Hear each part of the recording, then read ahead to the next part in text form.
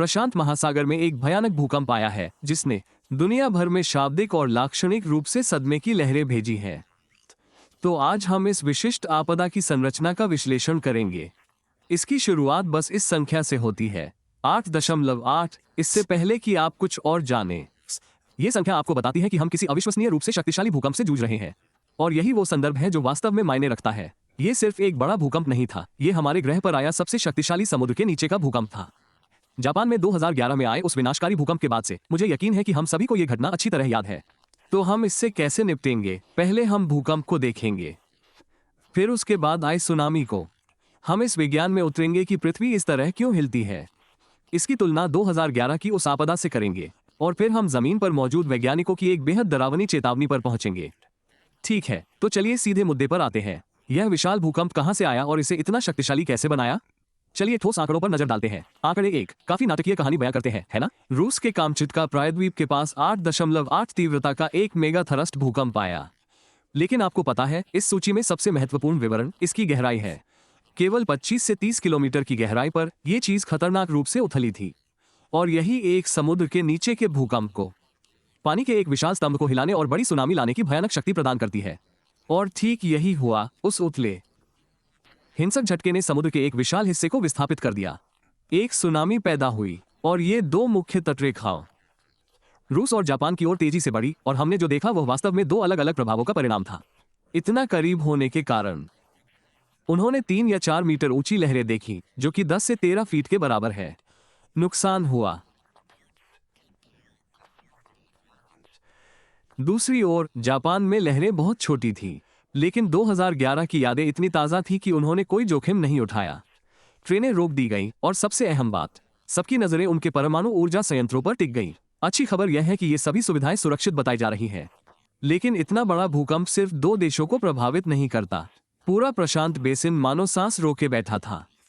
America ने पश्चिमी तट, अलास्का, कैलिफोर्निया, हवाई के लिए चेतावनी जारी की।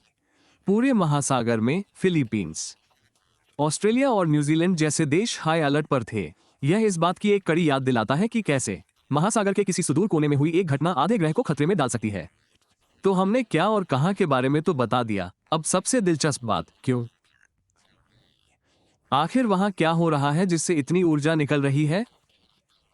यह सब एक बहुत ही प्रसिद्ध और बेहद हिंसक भूगर्भीय क्षेत्र प्रशांत अग्नि वलय में हुआ।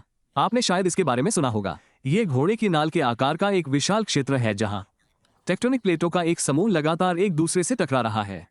यह कोई मजाक नहीं है। यह पृथ्वी पर आने वाले सभी भूकंपों में से 90% के लिए जिम्मेदार है। यह हॉटस्पॉट है। और जिस विशिष्ट प्रकार की क्रिया के बारे में हम यहां बात कर रहे हैं वो सबडक्शन जोन में होती है। यहीं पर असली ड्रामा सामने आता है। इसे धीमी गति में विध्वंस डर्बी की तरह समझें, जहां पृथ्वी की पपड़ी का एक विशाल टुकड़ा दूसरे के नीचे अपना रास्ता बनाने के लिए मजबूर किया जा रहा है। और यहां मुकाबला है। आपके पास विशाल प्रशांत प्लेट है जो अल्कोत्सक प्लेट के नीचे गोता लगा रही है। सैकड़ों वर्षों से ये दोनों प्लेटें फंसी हुई हैं, वे लॉक हो जाती हैं और दबाव बस बढ़ता ही जाता है। यह 8.8 का भूकंप वो क्षण था जब सारी संग्रहित ऊर्जा हिंसक रूप से मुक्त हो गई। और यह बिल्कुल वही टेक्टोनिक युद्ध है जिसने 2011 की आपदा का कारण बना। और जब मैं हिंसक रूप से मुक्त होने की बात करता हूं तो इसका क्या मतलब है? खैर, इस पर अपना हेडर लगाने की कोशिश करें। मुक्त हुई ऊर्जा 100 मिलियन टन TNT को छोड़ने के बराबर थी। यह बस दिमाग चकरा देने वाला, लगभग अकल्पनीय मात्रा में बल है। 2011 की तुलना बार बार हो रही है और अच्छे कारण से। यह आधुनिक समय में इस तरह की आपदा के लिए मानक है। इसलिए वास्तव में यह समझने के लिए कि अभी क्या हुआ, आइए इन 2 मेगा भूकंपों को आमने सामने रखें। अब आप 8.8 और 9.1 को देख सकते हैं और सोच सकते हैं कि यह बहुत बड़ा अंतर नहीं है, लेकिन यह है।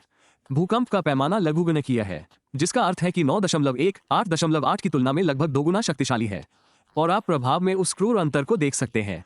4 मीटर की लहर बनाम एक 4 मीटर की लहर जो कि विनाशकारी से परे थी। और निश्चित रूप से 1800 से अधिक लोगों की दुखद हानि हुई। ये तुलना वास्तव में रेखांकित करती है कि ये घटनाएं कितनी विनाशकारी हो सकती है। और यह हमें दिखाती है कि जितना बुरा ये था, ये बहुत अधिक बदतर हो सकता था।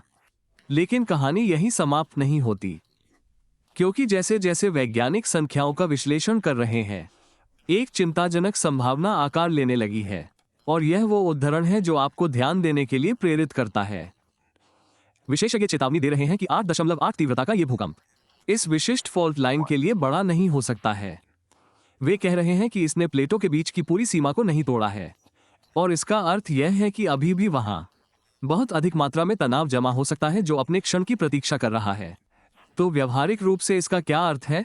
खैर, ये कुछ बहुत ही गंभीर जोखिमों की ओर इशारा करता है।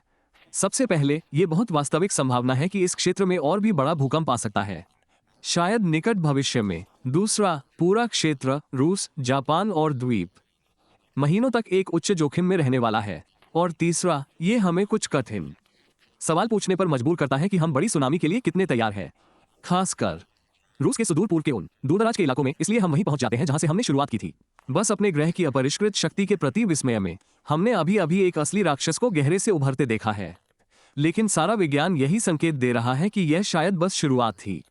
और यह हमारे सामने एक बड़ा सवाल छोड़ जाता है, 8.8 की तीव्रता वाले राक्षस के बाद क्या इस फॉल्ट लाइन के लिए असली बड़ा खतरा अभी भी हमला करने के लिए तैयार